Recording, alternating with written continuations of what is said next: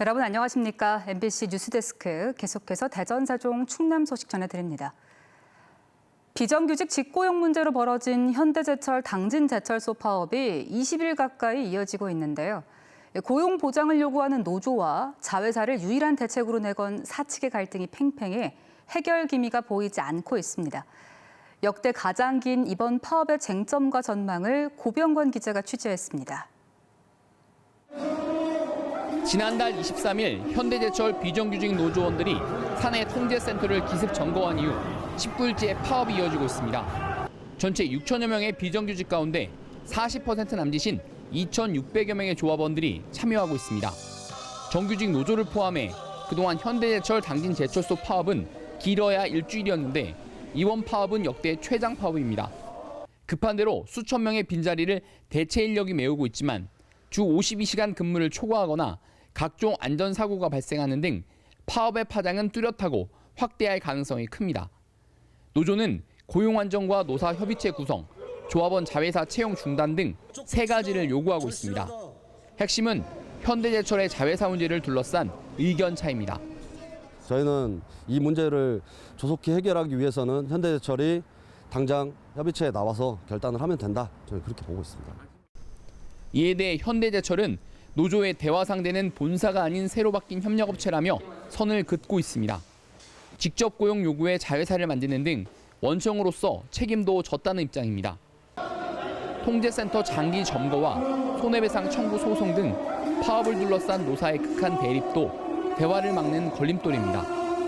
지역 정치권도 사기업에서 벌어진 노사 문제라며 적극 중재를 주저하는 상황이라 노사 대립의 끝이 보이지 않는 가운데 현대제철에 대한 고용노동부의 제2차 근로감독과 불법 파견 문제에 대한 법원 심리가 진행 중입니다. MBC 뉴스 고병권입니다. 주말인 오늘도 대전에서 코로나19 집단 감염이 발생하는 등 확산세가 다시 거세지고 있습니다. 대전시에 따르면 동구의 한 요양원에서 집단 감염이 발생해 입소자와 보호자, 보호사 등 10명이 확진됐고 전날 확진된 요양원 관계자까지 지금까지 모두 14명이 양성 판정을 받았습니다. 또 서구 탐방동 보습학원을 매개로 한 연쇄 감염도 이어지면서 5명이 추가 확진돼 누적 확진자는 47명으로 늘었고 관련 고등학교는 대전과 충북 등 10개 학교에 달하고 있습니다. 외국인 근로자를 중심으로 확진자가 늘고 있는 부여에서는 전수검사를 통해 외국인 12명이 추가 양성 판정을 받는 등 오늘 부여와 천안, 아산에서 두 자릿수 확진자가 발생해 충남에서의 코로나19 확산세도 꺾이지 않고 있습니다. 예산군은 코로나19 집단 감염이 발생한 덕산면 A다방 종사자 9명을 감염병 예방 및 관리에 관한 법률 위반 혐의로 경찰에 고발했습니다. 군은 최근 20여 명의 확진자가 나온 해당 지역 다방들을 전수조사하는 과정에서 A다방의 경우 업주만 코로나19 검사를 받고 종사자 9명은 검사를 받지 않은 것을 확인했습니다. 또 유흥시설 전수조사 과정에서 영업 제한 방역 수칙을 위반한 업소 한 곳을 고발하고 방문자 명부를 제대로 작성하지 않은 22곳은 행정 조치할 방침입니다. 지구온난화의 영향으로 유럽과 미국뿐 아니라 우리나라도 최근 10년 새 산불 발생이 30%나 늘었습니다. 그만큼 산불의 위협이 커지고 있는 건데요. 산불 진화 현장에도 인공지능 AI나 드론 같은 4차 산업기술이 적극 활용됩니다. 김태욱 기자입니다. 공주시 반포면의 한 야산에서 산불이 난 것을 가정한 상황. 신고가 접수되자 산림청 산불 확산 예측 시스템이 발화 지점과 풍향을 분석해 화재 확대 지점을 계산하고 스마트 산림재해 앱으로 인근 마을 사람들에게 알립니다. 오는 11월부터는 대피 장소까지 내비게이션으로 안내하는 기능이 스마트 산림재해 앱에 추가돼 당황하지 않고 안전하게 대피를 할 수 있습니다. 신고에서부터 현장 출동까지 총괄적으로 애플리케이션상에서 관리를 할 수 있게끔 돼 있고요.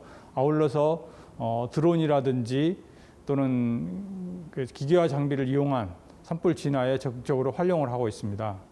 지구온난화의 영향으로 최근 30년 동안 우리나라의 연평균 산불 발생률은 64%나 확대됐습니다.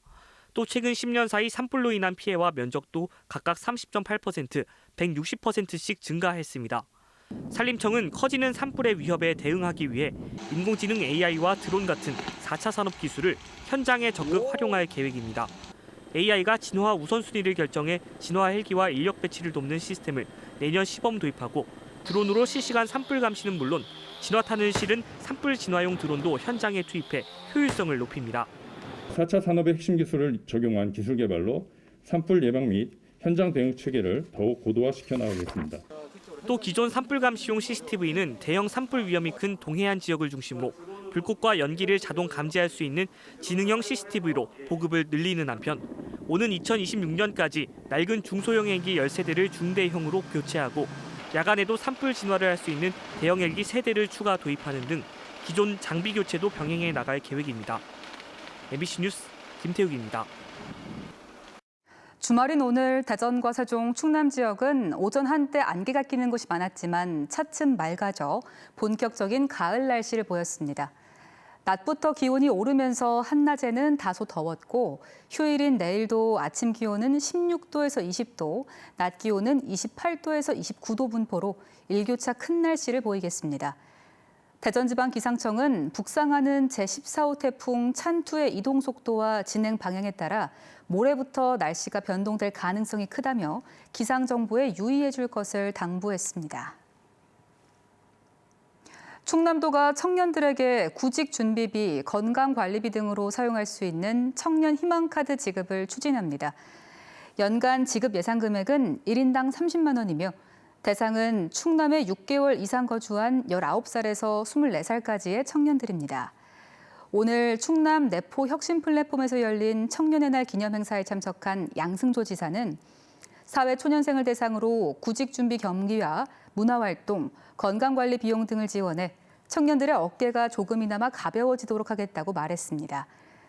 허태정 대전시장도 청년의 날 행사로 김진한 대전 청년정책 네트워크 대표 등 지역 청년들과 만나 삶에 대한 가치관, 직업과 직장 등에 관한 이야기를 나누었습니다.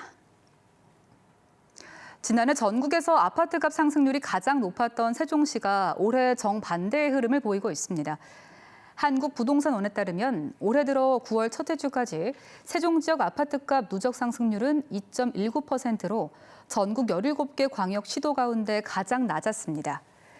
이는 지난해 같은 기간 누적 상승률의 16분의 1 수준으로 세종 지역은 올해 들어 아파트값 오름폭이 둔화돼 5월 셋째 주부터 하락세로 반전됐습니다. 부동산 업계에서는 가격 상승에 대한 기대감은 여전히 크다며 다만 지난해 단기적인 가격 급등에 따른 피로감과 올해 입주 물량이 많아진 것을 하락 요인으로 분석했습니다. 대전에서 전용 면적 135제곱미터를 초과하는 대형 아파트 값이 8억 원대 진입을 눈앞에 두고 있습니다. KB국민은행 리브부동산의 월간 KB주택시장 동향 통계에 따르면 대전 지역 전용 면적 135제곱미터를 초과한 아파트 평균 매매 가격은 8월 기준 7억 9,802만 원으로 나타났습니다.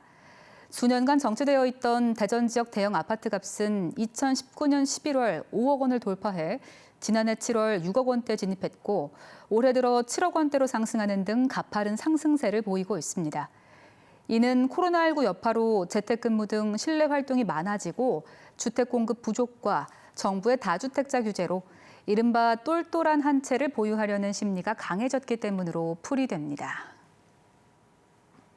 대전의 대표 과학축제 사이언스 페스티벌을 앞두고 대덕 연구개발특구내 정부 출연 연구기관들의 참여율이 늘면서 풍성한 과학문화축제에 대한 기대감이 높아지고 있습니다. 지금까지 대전이었습니다.